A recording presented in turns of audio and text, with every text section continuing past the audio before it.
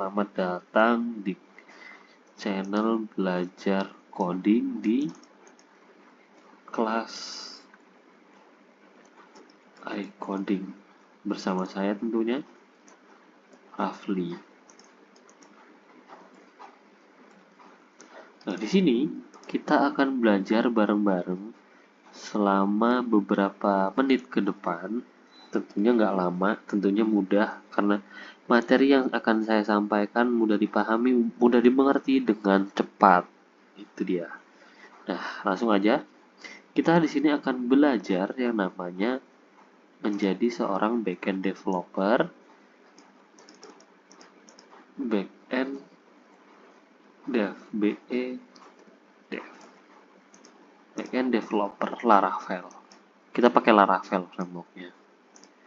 Ya, jadi kita akan pakai Laravel. Di sini, nah ketika kita ingin membuat sebuah backend menggunakan framework Laravel, apa aja sih yang kita butuhin? Nah, yang kita butuhin tentunya ada beberapa requirement untuk menjadi seorang backend Laravel. Requirementnya ada, pertama, pastikan kalian punya PHP 8,3 ke atas atau 83, saya pakai 83. Terus kemudian ada Composer, silahkan di download, saya nggak bakal ngasih tahu caranya install Composer gimana, silahkan cari sendiri. Lalu download juga Laragon untuk runtime MySQL atau ngeran atau menjalankan MySQL. Lalu ada Git tentunya, terus Node.js dan Postman untuk mengetes API yang sudah kita buat. Jadi hanya membutuhkan 1, 2, 3, 6 requirement untuk menjadi seorang backend developer dengan framework Laravel. Nah, lanjut. Setelah itu, ketika kalian sudah mempunyai ini semua, sudah selesai diinstal atau bahkan udah pernah buat project Laravel sebelumnya, saya pastikan ini aman semua, nggak ada error. Oke, saya anggap aman. Mari kita membuat atau memulai proses ini dengan instalasi project backend Laravel kita. Dimulai dari, jika kalian pertama kali setelah menginstal Composer, ketika pertama kali menjalankan project Laravel, kalian harus menginstal atau menambahkan installer dari Composer itu sendiri, yaitu Composer Global Require Laravel Installer. Setelah sudah dijalankan, baru kita masuk membuat project dengan Laravel New. Ini nama projectnya. Kalau di sini saya buat pakai nama iCoding BE Laravel. Mari sama-sama kita buka dulu terminalnya. Saya di sini pakai Git Bash. Apapun itu terminalnya boleh kalian pakai. Ketikkan Laravel New iCoding BE Laravel. Enter. Ikuti saja apa yang ada di depan sini. Jika ada perbedaan sedikit-sedikit dengan proses installnya, saya hanya dapat memastikan bahwa yang kalian install itu Laravel kosongan, atau ketika kalian dipilih nih, ada beberapa kasus kalian diperlukan untuk memilih. Ketika Laravel New iCoding BE Laravel, kalian biasanya diarahkan untuk memilih pakai front end-nya itu apa, Node, Blade, React, terus apalagi ada 4 kalau nggak salah. Nah, kalian pilih Node karena kita nggak butuh front end-nya atau bagian depannya, jadi kita hanya perlu untuk menginstal API-nya aja. Jadi nanti bakal jadi API only nih project Laravel kita. Sambil menunggu sampai selesai, nanti setelah selesai kita akan masuk ke directory yang sudah kita buat, yaitu nama sesuai filenya. Change directory, masuk ke nama filenya tadi apa kalian buatnya di sini. Ini sama ya, atas sama bawah ini sama, iCoding BE Laravel, di bawah juga change directory iCoding BE Laravel. Nah, setelah itu kalian baru bisa PHP Artisan Serve. Nah, ini untuk menjalankan project si Laravel-nya. Untuk apakah si Laravel itu berjalan atau tidak menggunakan PHP Artisan Serve. Gitu. Oke, nah sekarang setelah selesai yang sesuai tadi, setelah selesai kita akan masuk ke directory yang sudah kita buat tadi, cd iCoding be Laravel. Nah, karena kan di sini kita akan pakai VS Code tentunya. Karena kita coding nggak mungkin nggak pakai VS Code. Masa masih ada pakai Sublime Text? Masa ada yang masih pakai Notepad++, kan nggak mungkin. Nah, mari kita pindah ke VS Code kita. Nah, oke. Seperti inilah tampilan pertama pada project backend kalian. Tentunya kalau yang sama kayak punya saya, tentunya tuh di sini masih ada CSS, Vue, JS. Terus di sini masih baru ini routes-nya. Nah, kita akan setup supaya Laravel ini hanya API only. Kita mulai dari mana? Kita mulai dari mengetikkan command line composer require Laravel. Breeze min dev. Enter, dia akan proses mengupdate dan lain-lainnya. Kita tunggu sampai selesai. Dan Breeze ini adalah package untuk autentikasi dari Laravel. Jadi nanti kita kalau memang membutuhkan backend kita ini ada autentikasinya, ada fitur loginnya di front end-nya, maka bisa dipakai. Jadi sekalian. Cuman yang tadinya di depan udah API only, sebetulnya nggak perlu pakai ini, nggak apa-apa. Kalau mau diikutin juga boleh kok. Oke, nah sekarang setelah itu kita baru PHP Artisan Breeze install API.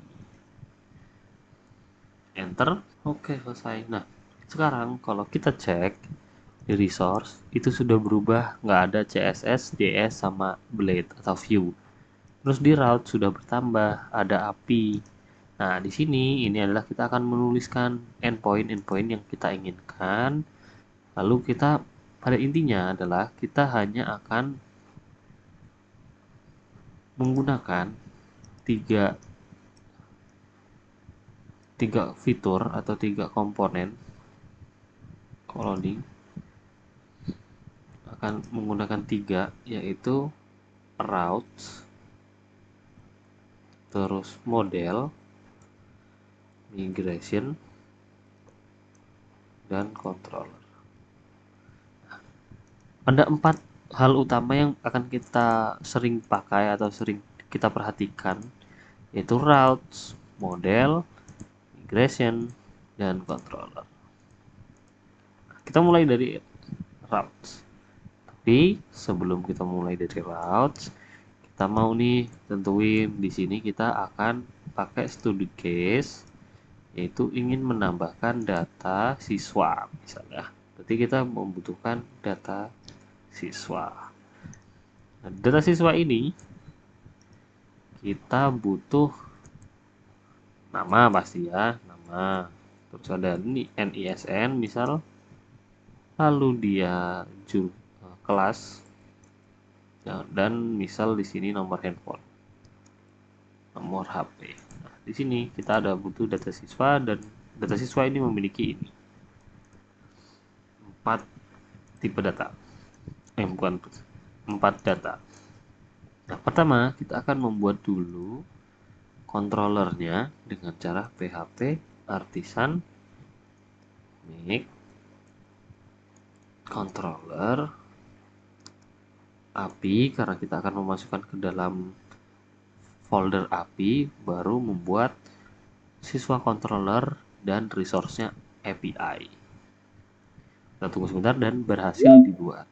Kita sudah punya controller API dengan semua function, ada index, store, show, update, dan destroy. Lalu setelah itu kan tadi kita udah punya controllernya. Terus kita mau buat nih sekalian model dan migrasinya. dengan cara PHP artisan make model siswa min_m. Kita akan membuat model siswa dan kita buat migrasinya sekalian. Nah, jadi deh ada dua, ada model sama migrasinya. Sekarang kita akan membuat endpoint di sini. Kita tuliskan route 2.2 API source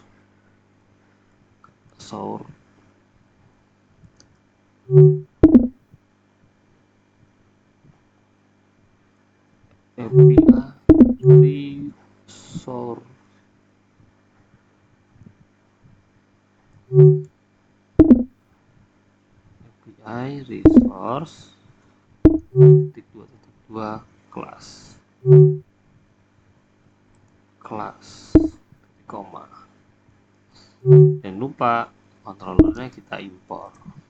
Nah, seperti ini nanti menjadikan dia endpoint siswa gitu. Nah, kita berarti udah buat routes, udah buat model, udah buat migrasi, udah buat controllernya. Sekarang kita akan mengisi konfigurasi yang akan kita buat.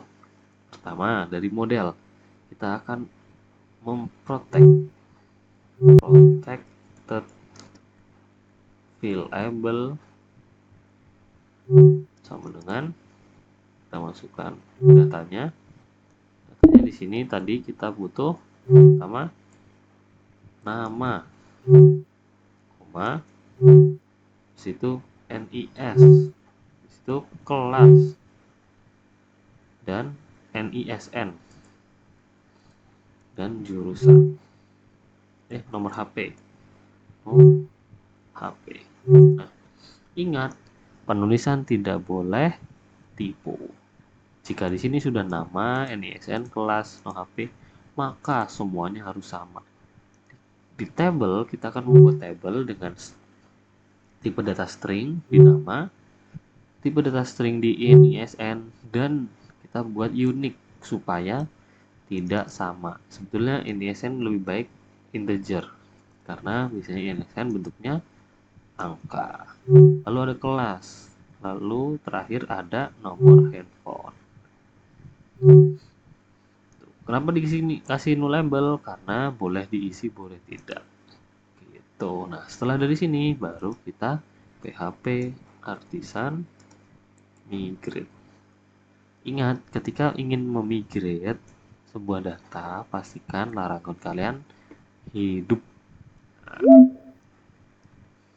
Ini selesai. Kita sudah berhasil membuat tabel siswa. Kita close, kecilin di sini, API juga kita close. Nah, kita mulai dari pertama, public function index. Public function index kita akan return response JSON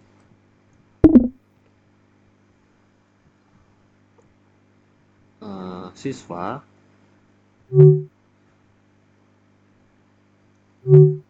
all. Kita akan mengambil semua data siswa.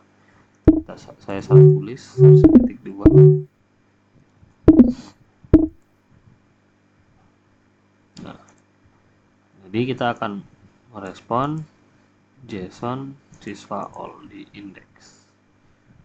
Oke, lalu di store kita akan membuat ketika ada data masuk, maka akan masuk ke database. Ketika ada data yang divalidasi untuk di request, maka akan masuk ke database. Kita mulai dari request validasi, memvalidasi data yang tadi yang sudah kita masukkan ke dalam migrasi atau tabel-tabel tadi. Kita pertama ada nama di sini. Nama dengan require, lalu string bentuk tipe datanya. Udah, kita nggak perlu ada maksimal. Lalu kedua ada nis. Ingat tadi kita nis menggunakan integer, required integer, terus integer min. Nah, ini baru dikasih min 1. Lalu ditambahin juga di sini harus unique kue dari tabel siswas. Kenapa siswas dan ini SN? Karena di tabel kita menuliskannya siswas nih. Tadi kan kita udah nih siswas. Jadi nis yang akan dibuat tidak akan sama satu dengan yang lainnya. Yang kedua kita akan membuat kelas. Lalu terakhir ada nomor HP. Nomor HP tadi kita buatnya integer. Kalau nggak salah ya, coba kita lihat tadi integer atau string. Oh, ternyata string. Kita buat ini string. Oke, nah seperti ini. Nah, sekarang setelah di request dan divalidasi ternyata sudah benar semua nih dari hasil-hasil validasi ini. Nah, sekarang kita perlu meng-create atau membuat data dengan kita buat variabel siswa, masukkan modelnya, model siswa,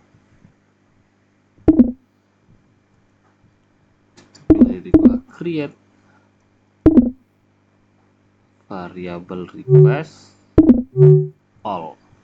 Jadi semua yang di request di sini akan di create dan disimpan ke database siswa. Setelah itu kita respon hasilnya, response JSON, karena set API itu bentuknya JSON. Kita masukkan message-nya, apakah dia berhasil atau tidak, dan status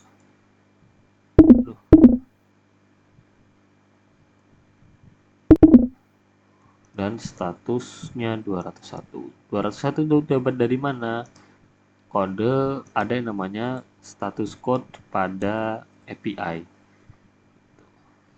Pada HTTP, pada API. Itu ada misal 404, 500, 201, 200 dan seterusnya. Nah, arti dari 201 adalah created, berhasil, created. Nah, jadi data yang sudah divalidasi ini semuanya tervalidasi, dapat dimasukkan ke dalam database, maka akan direspon, dikembalikan dalam bentuk JSON dengan message siswa created successfully, ditampilkan data dari siswa ini, itu isinya ini. Gitu. Nanti kita akan coba semua ini. Nah, selanjutnya kita akan membuat update. Di mana kalau update itu pasti kita harus butuh mencari ID siswa. Jadi kita buat dulu variabel siswa, kita cari datanya dari database siswa, find or fail. Kita akan mencari atau gagal dengan parameter ID. Setelah itu, jika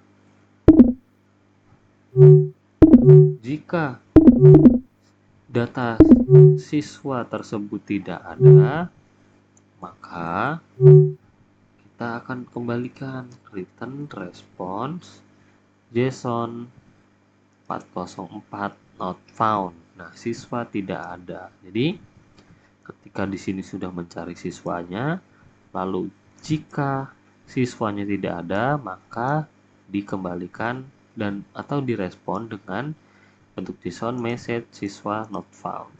Nah, jika ada, kita melakukan validasi seperti yang ada di store, karena kita akan membuat data tersebut data yang baru gitu. Tapi harus divalidasi gitu. Nah, di sini ada yang harus kita rubah. unik. Jadi kita nggak perlu lagi nulis unik lagi gitu. Karena kalau nanti kita tulis unik lagi, biasanya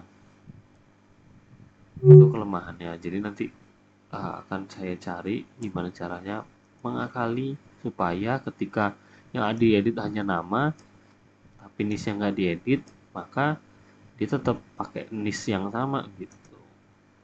Jadi kita akali kayak gini dulu aja. Mungkin kalau kalian tahu atau ketemu caranya yang lebih praktisnya, boleh silahkan komen. Nah, setelah di request, kita melakukan update dolar siswa, update request. Yang dari request ini kita masukkan semua. Jadi semua yang ada tervalidasi benar, kita akan update datanya, lalu kembalikan return respon Jehon siswa updated successfully. Kenapa nggak 2201? Karena 201 itu adalah created. Nah, kita kan hanya mengupdate, jadi kita hanya perlu tahu apakah hasil dari update ini berhasil atau tidak dengan kode 200. 200 itu kode oke, berhasil. Gitu. Nah, selanjutnya kita akan membuat sebuah function destroy. Pertama, sama seperti di atas, kita cari dulu datanya apakah dia ketemu atau tidak. Kita harus pakai ID sama, karena kita untuk mencari sebuah data untuk dihapus atau diedit itu butuh ID gitu. Nah, pertama kita cari dulu nih, sama kayak edit, kita harus cari dulu ID-nya ketemu atau enggak. Kalau nggak ketemu dikembalikan ke sini, kalau ketemu langsung di delete. Itu siswa delete. Nah, siswa deleted successfully 200. Itu dia, hanya seperti ini. Seperti kalau kalian udah pernah belajar Laravel full stack, tentunya nggak akan asing dengan kode-kode seperti ini. Nah, setelah kita buat, kita jalankan PHP artisan serve. Nah, di sini kita akan mendapatkan sebuah URL karena RESTful itu berbasis URL. Nah, kita butuh nih HTTP 200.001 port 8000. Nah, kita sekarang silahkan semuanya buka Postman-nya yang sudah saya minta untuk download di awal tadi. Akan buka semuanya. Kalau yang baru masuk biasanya harus registrasi dan lain-lain, silahkan registrasi dulu. Nah, sekarang, biasanya tampilan awal kalian seperti ini. Mungkin di sini nggak ada. Nah, caranya kalian ke atas ini ke workspace. Pasti di sini akan ada my workspace. Silahkan diklik. Nah, langsung keluar ke halaman seperti ini. Mungkin ini nggak sama, tapi di sini pasti sama. Kalian buka, lalu tambah collection, blank collection, lalu tambah lagi. Nah, di sini pasti kalian new collection. Kalian boleh ubah di sini, misal iCoding BE. Terus kalian tambah request, add request.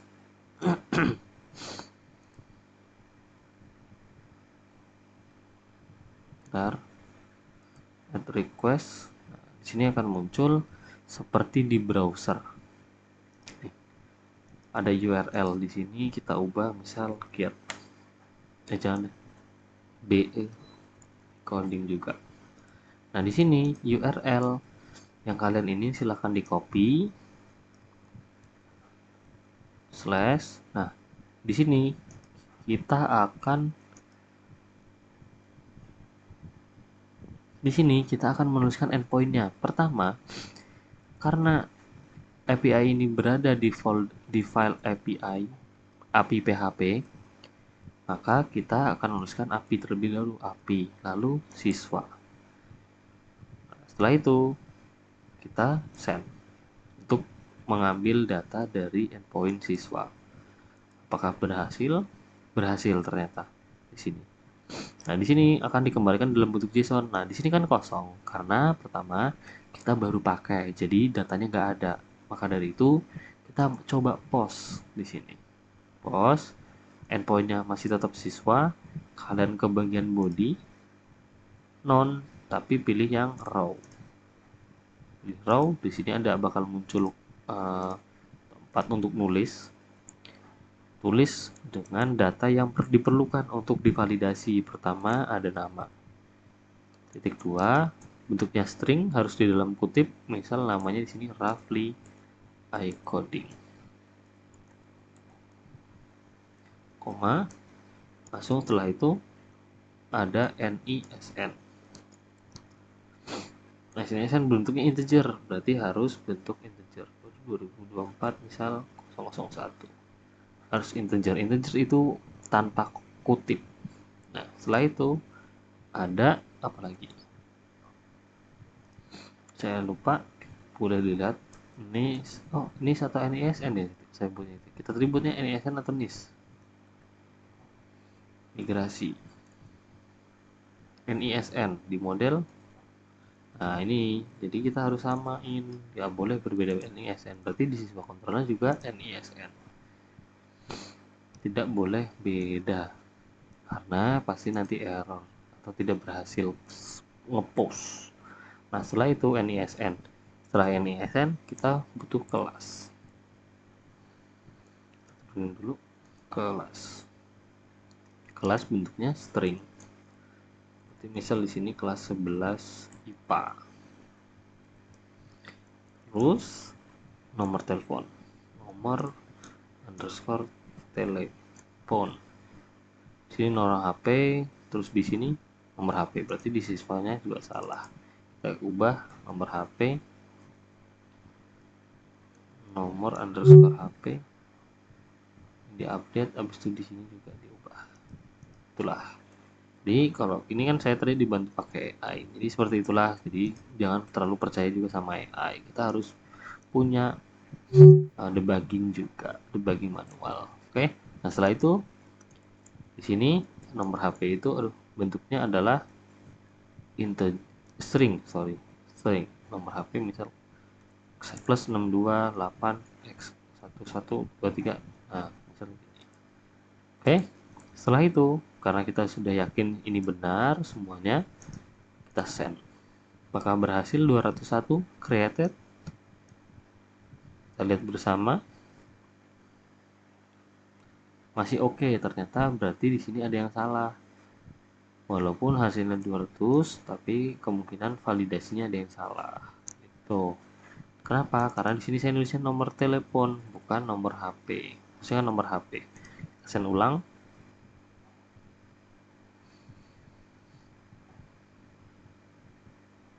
Masih 200. Masih ada yang salah, berarti coba kita lihat nama NISN kelas nomor HP. Nama NISS tuh kan. Jadi kita harus teliti ya teman-teman. Tidak boleh ada yang typo. Oke, semuanya sudah benar. Oke, coba kita send lagi. Apakah berhasil? Oke, berhasil ternyata. Tuh, siswa created successfully. Data, ada nama, NISN, kelas, nomor HP, dibuat kapan, ada ID-nya juga. Nah, setelah itu kita akan mencoba mengubah data. Nah, kita butuh ID. Taruhlah kita nggak lihat ya tadi ID-nya ada berapa. Nah, kita harus get dulu. Ini kalau get, ini boleh bisa non, bisa raw, bebas. Tanpa perlu memperhatikan ini. Jadi langsung aja kita get. Nah, ternyata di sini ada ID 1. ID yang sudah kita masukkan tadi, ID-nya 1.